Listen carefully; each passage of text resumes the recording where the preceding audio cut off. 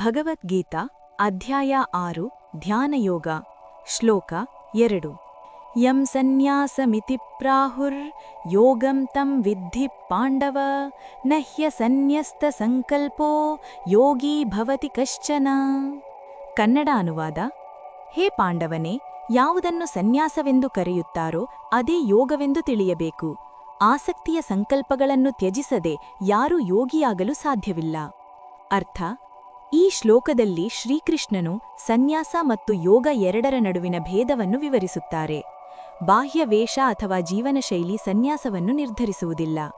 ಮನಸ್ಸಿನ ಸಂಕಲ್ಪಗಳೇ ಬಂಧನವನ್ನು ಸೃಷ್ಟಿಸುತ್ತವೆ. ಮಾನವನು ಏನು ಪಡೆಯಬೇಕು, ಏನಾಗಬೇಕು ಎಂಬ ಅತಿಯಾದ ಸಂಕಲ್ಪಗಳಲ್ಲಿ ಮುಳುಗಿರುವ ತನಕ ಅವನು ಯೋಗದ ಸ್ಥಿತಿಗೆ ತಲುಪುವುದಿಲ್ಲ. ಸಂಕಲ್ಪಗಳ ತ್ಯಾಗವೆಂದರೆ ಕರ್ಮವನ್ನು ಬಿಡುವುದಲ್ಲ, ಕರ್ಮದ ಹಿಂದೆ ಇರುವ ಅಹಂಕಾರ ಮತ್ತು ಆಸಕ್ತಿಯನ್ನು ಬಿಡುವುದು.